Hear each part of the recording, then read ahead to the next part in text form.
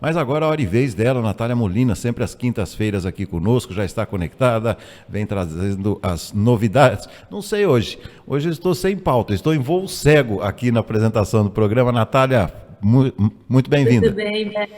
Obrigada.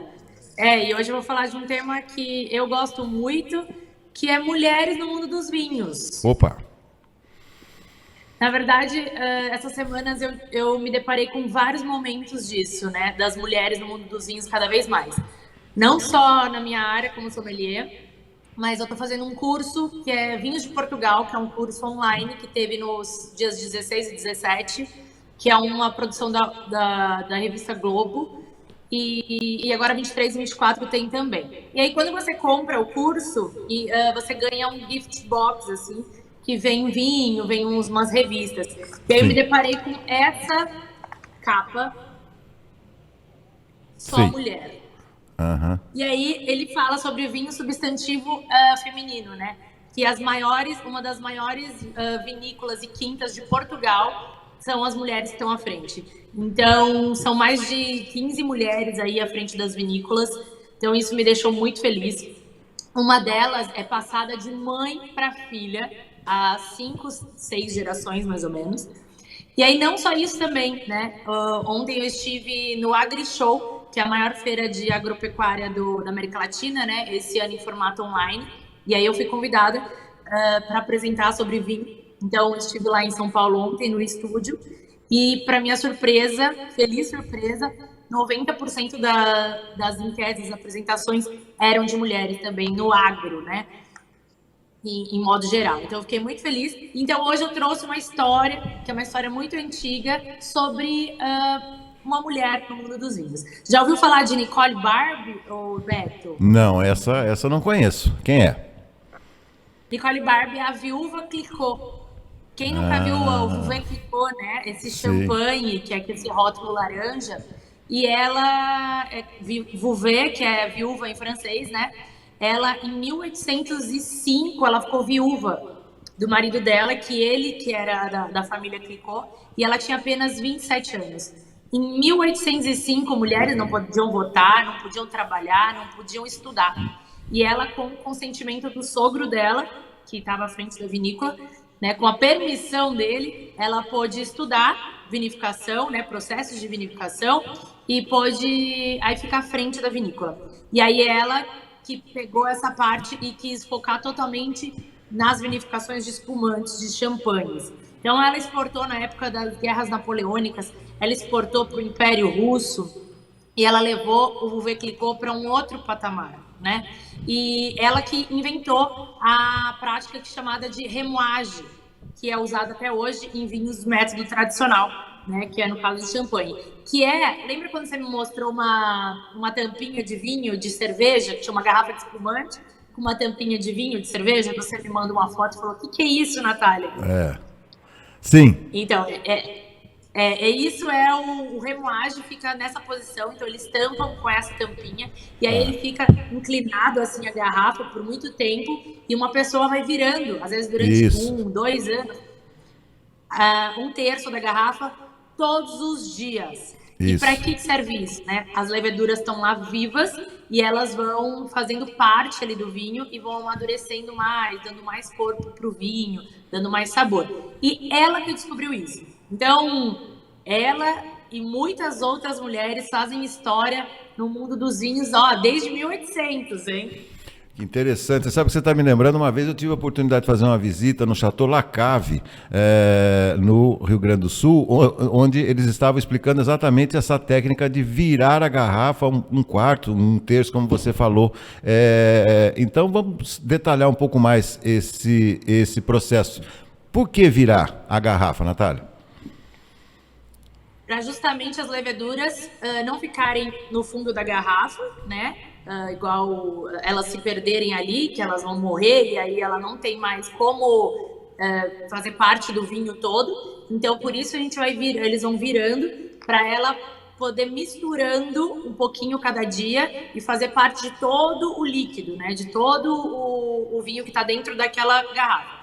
E aí Depois disso, eles fazem o processo de degola, né, que é chamado. Eles tiram essa tampinha e aí sim colocam a tampinha a rolha de cortiça e colocam depois aquela gaiolinha para os espumantes, né? Que aí tem a segunda fermentação, o gás carbônico é muito potente, por isso tem que ter argolinha. Mas no caso das garrafas que continuam com essas tampinhas, né, como você mostrou lá no supermercado, eles estão ainda com as leveduras lá dentro. Então, é você que vai decidir a hora de abrir ela. Quanto mais tempo ela ficar em contato com essas leveduras lá dentro, mais sabor, mais corpo, eu diria, estrutura vai ter aquele espumante. Natália, você então está enfronhado aí com vinhos de Portugal, né? E eu tenho percebido de um tempo para cá, de um tempo diria de uns 2 anos para cá, os rótulos portugueses entrando com mais frequência aqui no nosso país.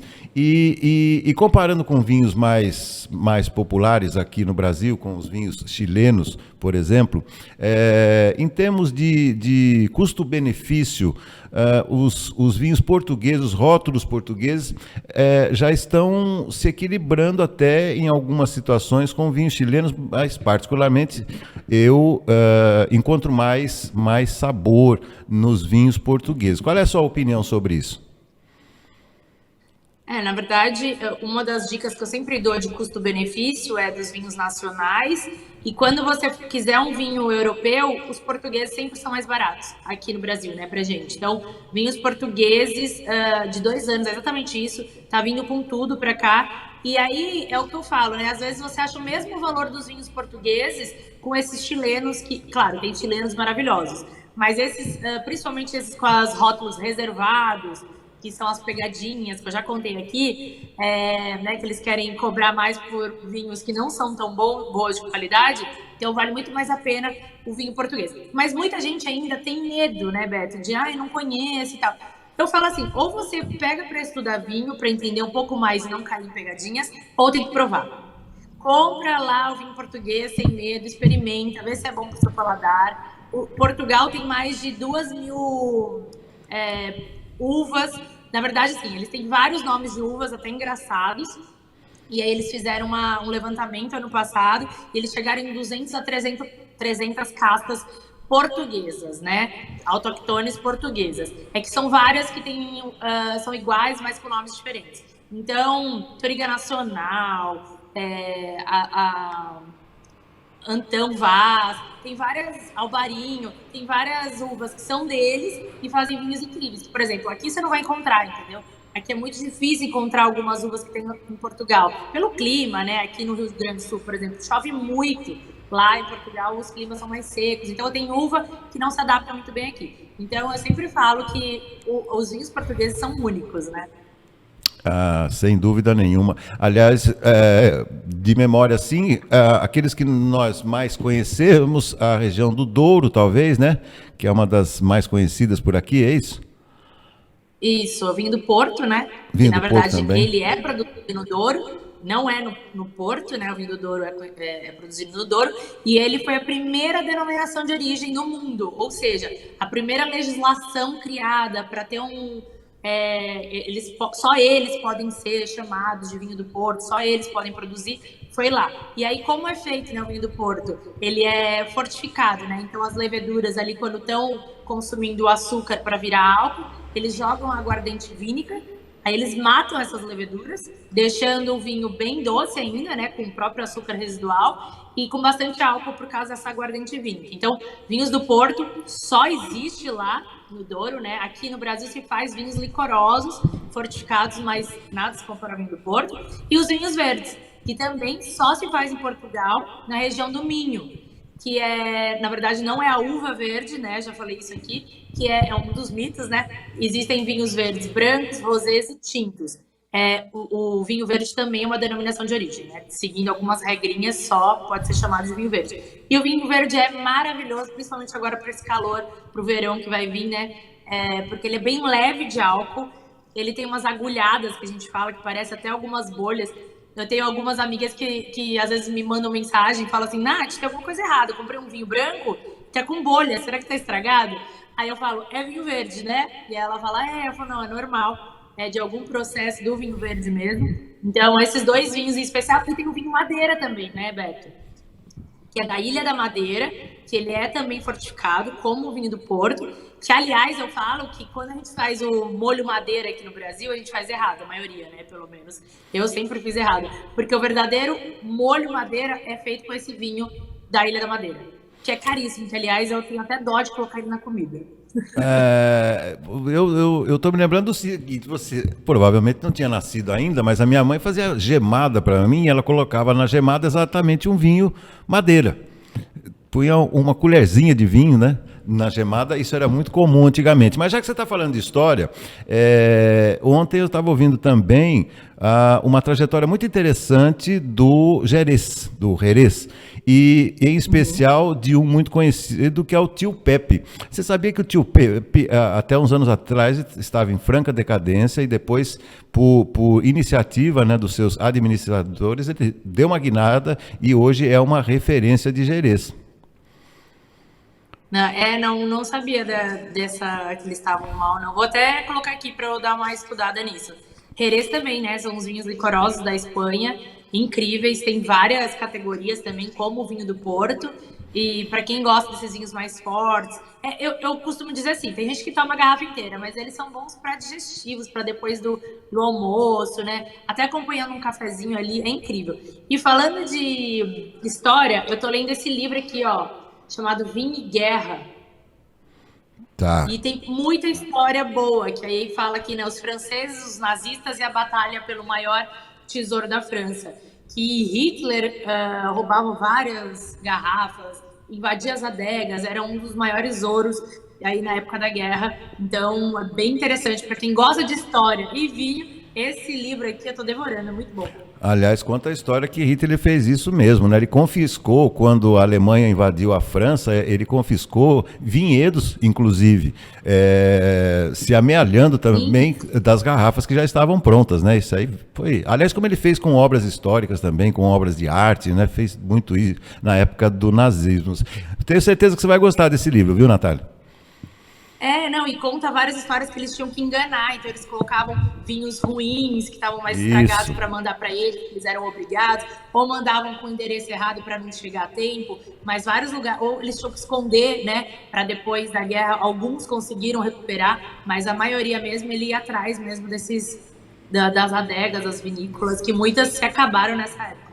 Tá bom. Bom, para a gente fechar, você estava falando de vinho verde, aliás, gosto muito, né, de vinho verde, já apreciei vários rótulos, em especial quando eu tenho a oportunidade, não é sempre, está cada vez mais raro, de harmonizar com uma bacalhoada, né, com bacalhau, com prato de bacalhau. Então, eu ia te perguntar, qual é o tipo aí de bacalhau que mais te agrada, já que estamos falando em Portugal, de Portugal?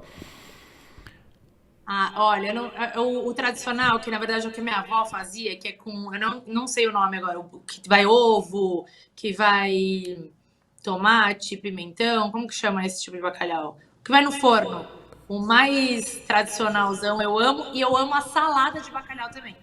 Fria, com grão de bico, cebola, tomate. Bacalhau é bom de qualquer jeito. Qualquer jeito. Esse aí deve ser a Gomes de Sá, que você está falando, não é? Ou algo parecido com esse aí. Tá bom. Natália, valeu. História aqui no nosso programa, sempre muito bacana. Natália, tenha uma ótima sequência de semana. Mais uma vez, muito obrigado pela participação. Natália, que está também no nosso portal www.faroldelimeira.com.br. Natália, mais uma vez, obrigado. Obrigada, Beto. Tchau, tchau. Tchau, tchau.